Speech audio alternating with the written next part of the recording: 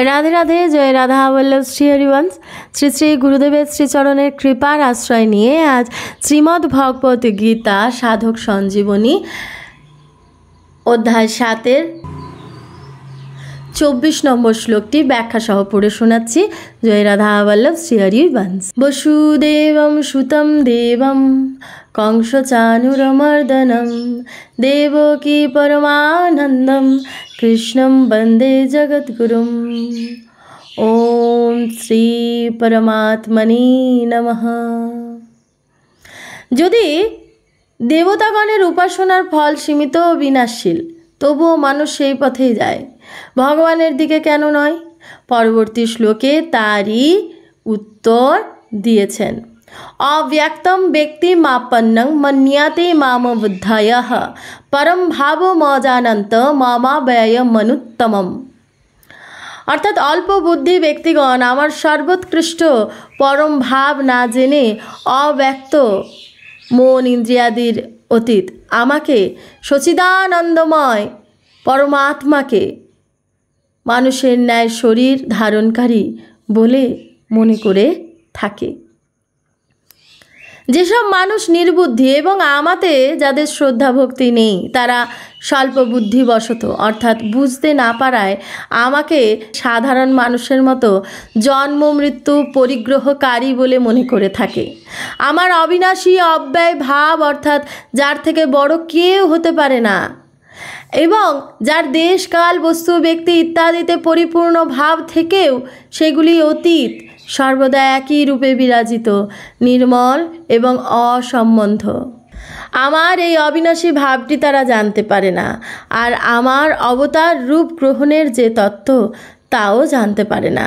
তাই তারা আমাকে সাধারণ মানুষ মনে করে আমার উপাসনা করেন না, দেবতাগণের উপাসনা করে থাকেন। অবুদ্ধয় পদের অর্থ এই নয় যে তাদের বুদ্ধির অভাব, প্রত্যুত তাদের বুদ্ধিতে বিবেকবোধ থাকা সত্ত্বেও অর্থাৎ জগৎকে উৎপত্তি ও বিনাশশীল জেনেও তারা এটা মানে না, এটাই তাদের নির্বুদ্ধি বা মূঢ়তা। অন্য একটি ভাব হলো এই যে কামনাকে কেউ ধরে রাখতে পারে না, টিকে থাকতে পারে না, কারণ কামনা আগে ছিল না এবং পূরণ হয়ে গেলেও আর থাকবে না। কামনার অস্তিত্ব বাস্তবে নেই, তবুও তারা তাকে বর্জন করতে পারে না। এটি হলো তাদের নির্বুদ্ধিতা এবং উৎপত্তি ও বিনাশশীল পদার্থের কামনায় আসক্ত হওয়ায় এই অল্প বুদ্ধি ব্যক্তিগণ আমা হতে বিমুখ হয়ে পড়ে। যদিও এরা আমার থেকে পৃথক হতে পারে না বা আমিও তাদের থেকে আলাদা হতে পারি না, তাহলেও কামনাবশত জ্ঞান আবৃত হওয়ায় এরা দেবতাতে আকর্ষিত হয়। যদি এরা আমাকে জানতো তাহলে আমারই ভজনা করত। তারাই বুদ্ধিমান যারা ভগবানের শরণাগত হয়, তারা ভগবানকে সবার ওপরে বলে মনে করে।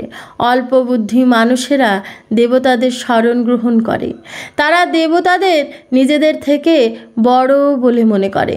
তার জন্য তাদের মধ্যে কিছু নম্রতা ও সরলতা থাকে।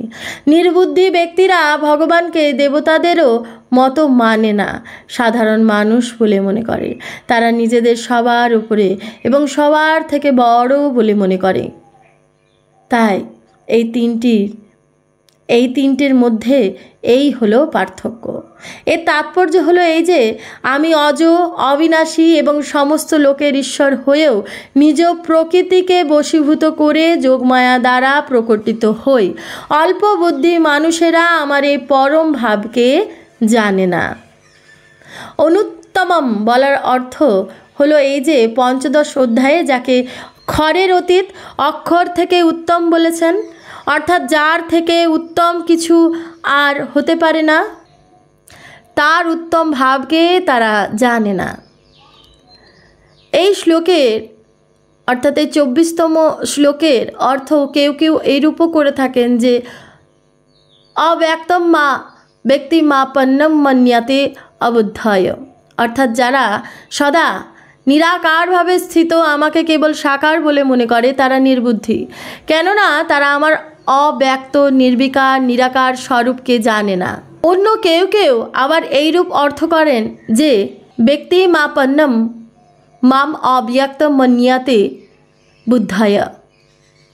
অর্থাৎ আমি অবতার হয়ে তোমার সারথি হয়েছি, এরূপ আমাকে যারা শুধু নিরাকার বলে মনে করে তারা নির্বুদ্ধি, কারণ তারা আমার সর্বোৎকৃষ্ট অবিনাশী ভাব জানে না।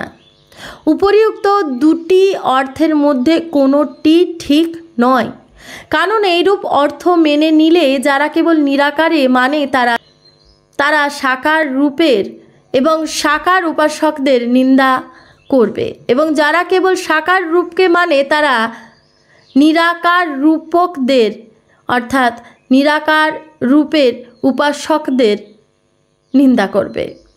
এই দুটি হলো একদেশীয় পরিচ্ছন্ন ভাব। পৃথিবী, জল, তেজ ইত্যাদি যে মহাভূত যা বিনাশশীল ও বিকারশীল, সেগুলিও দুই প্রকারের, স্থূল ও সূক্ষ্ম।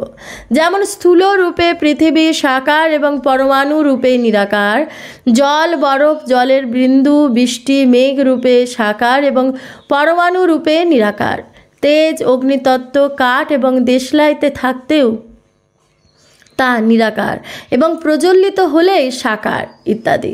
এইরূপ ভৌতিক সৃষ্টিরও দুটি রূপ হয়, আর দুটি রূপ হলেও বাস্তবে তা দূর হয় না। সাকার হলে নিরাকারে কোনো বাধা হয় না, আর নিরাকার হলেও সাকারে কোনো বাধার সৃষ্টি হয় না। তাহলে পরমাত্মা সাকার বা নিরাকার এই দুইয়েতেই পার্থক্য কিসের? কোনো পার্থক্যই নেই।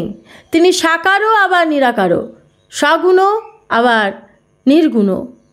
গীতা সাকার, নিরাকার, সদ্গুণ, নির্গুণ উভয়ই মানে। নবম অধ্যায়ে 4th শ্লোকে ভগবান নিজেকে অব্যক্ত মূর্তি বলেছেন। 4th অধ্যায়ে 6ষ্ঠ শ্লোকে ভগবান বলেছেন যে আমি অজ হয়েও প্রকটিত হই, অবিনাশী হয়েও বিনাশপ্রাপ্ত হই এবং সকলের ঈশ্বর হয়েও আদেশ পালন করি, পুত্র বা শিষ্য হয়ে থাকি। অতএব নিরাকার হয়েও সাকার হওয়ায় এবং সাকার হয়েও নিরাকার হওয়াতে ভগবানের বিন্দুমাত্র পার্থক্য হয় না। ভগবানের এই স্বরূপ না জানায় লোকে তার সম্বন্ধে নানা প্রকার জল্পনা কল্পনা করতে থাকে। ভগবান ব্যক্ত আবার অব্যক্ত, তিনি লৌকিক আবার অলৌকিকও।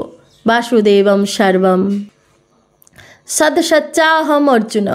কিন্তু নির্বুদ্ধি ব্যক্তিরা ভগবানকে সাধারণ প্রাণীর মতোই অব্যক্ত থেকে ব্যক্ত অর্থাৎ লৌকিক, জন্ম মৃত্যু সম্পন্ন বলে মনে করে, যার জন্য ভগবান বলেছেন যে অব্যক্তাদীনি ভূতানি ব্যক্তমুদ্ধানি ভারত অব্যক্ত নিধন অন্যৈব তত্রতা পরিবেদনা।